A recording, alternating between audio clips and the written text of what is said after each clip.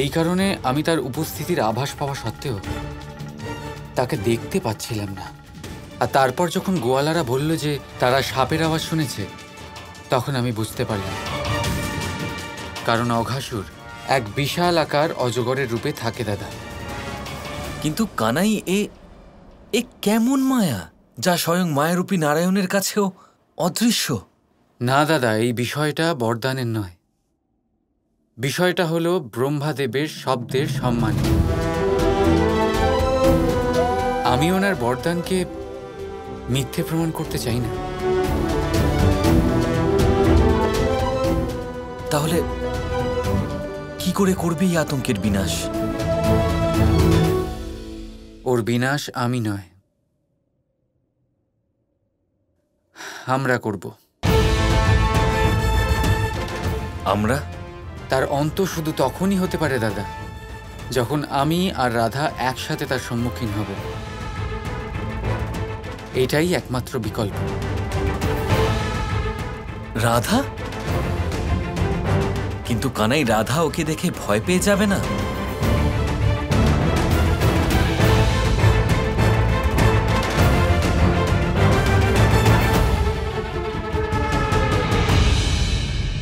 দাদা, এখন রাধাকে নিজের ভয়ের ঊর্ধ্বে উঠতেই হবে। সেই ভয়ের ওপর বিজয় লাভ করতেই হবে, কারণ এবার তার কৃষ্ণের তাকে প্রয়োজন।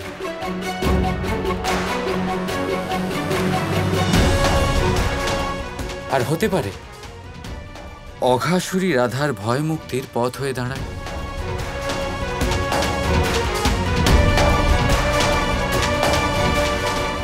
তাহলে বলো,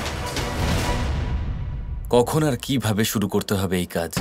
সবার আগে আমাদের ওই অঘাসুরের খোঁজ করতে হবে, কারণ ও এখানে নেই। যদি সে এখানে থাকতো তাহলে নিশ্চয়ই কোনো অনিষ্ট করত।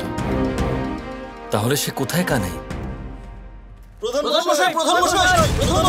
প্রধান মশাই, তাড়াতাড়ি করুন। বর্ষনাতে একটা বড় সাপ আক্রমণ করেছে। সাপটা প্রধান মশাইয়ের বাড়িতে ঢুকে গেছে। আপনারা সবাই প্রস্তুতি নিন। আমাদের এক্ষুনি এই মুহূর্তে বর্ষনা যেতে হবে। এই মুহূর্তে আমার মিত্রর আমাদের সাহায্যের প্রয়োজন আছে।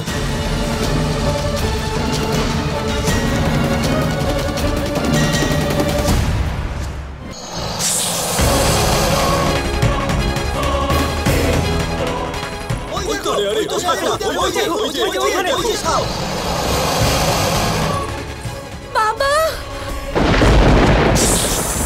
ছাড়ো আমার বাবাকে।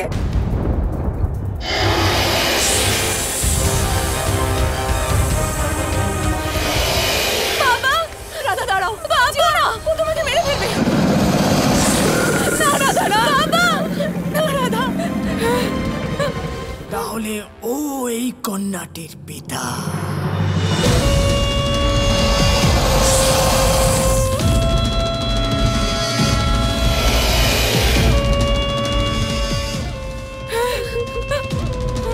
তাহলে সেই কন্যা যাকে কৃষ্ণ ভালোবাসে।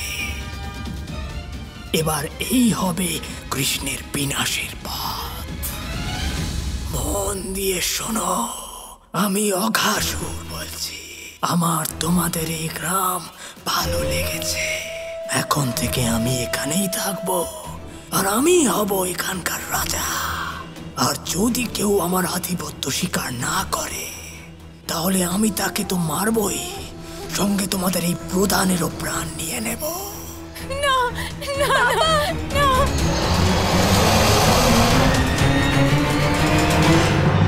এই মূর্খ অঘাসুর কি করছে? ওকে কৃষ্ণকে মারতে পাঠিয়েছিলাম, তাহলে বৃষভান কাকাকে বন্দি করেও কি পাবে? যেটা আপনার ইচ্ছা। এখানে যা হবে আপনার ইচ্ছা অনুযায়ী হবে। শুধু একটাই প্রার্থনা, বৃষভান মশাইকে ছেড়ে দিন, মুক্ত করে দিন। এত সহজে না।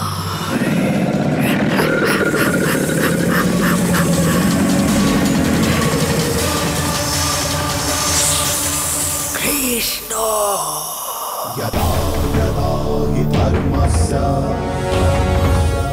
ग्लानिर्भवति भारत अभ्युत्थानमधर्मस्य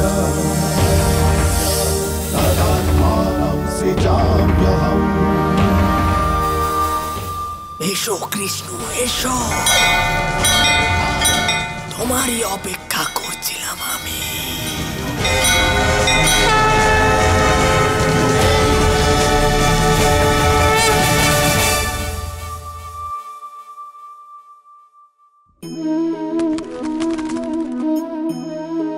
কিছু পাখিদের লক্ষ্য করি আমি, জীবন ভোর বাসা বানাতে থাকে।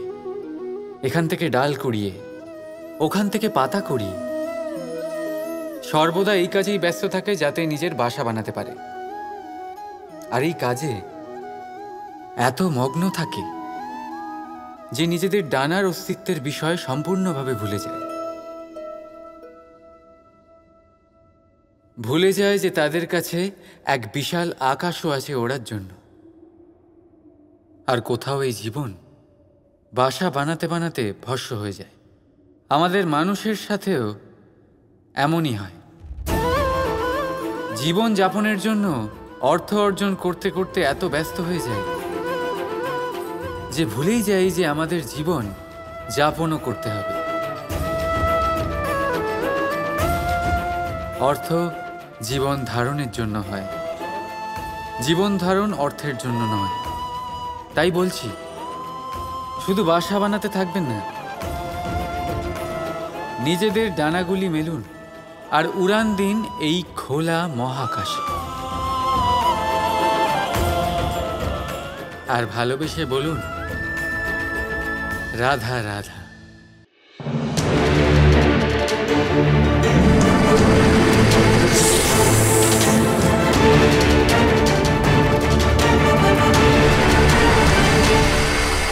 এবার সময় এসে গেছে কৃষ্ণ, তোমাকে তোমার গ্রামের থেকে আলাদা করা।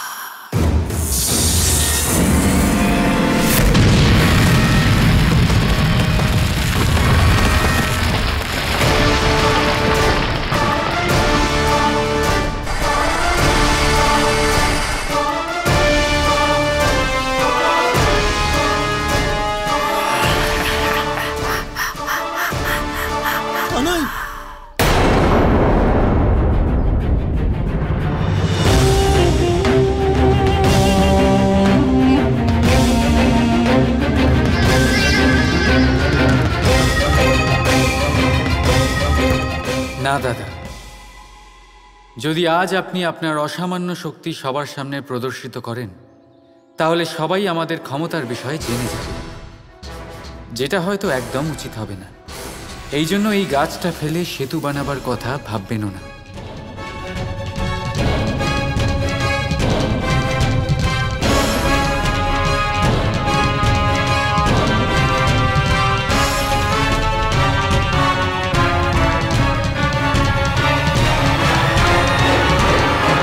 এক বিশাল সাপের সাথে লড়তে যাচ্ছ কানাই, আর যতক্ষণ না রাধা তোমার সঙ্গ দিচ্ছে ততক্ষণ তার বিনাশ করা অসম্ভব। এই বিপজ্জনক পরিস্থিতিতে এই শেষ নাগ কি নিজের নারায়ণের সাহায্য করবে না?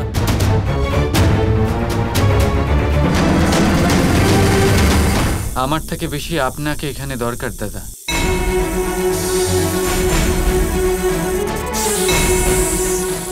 ঠিক আছে কানাই,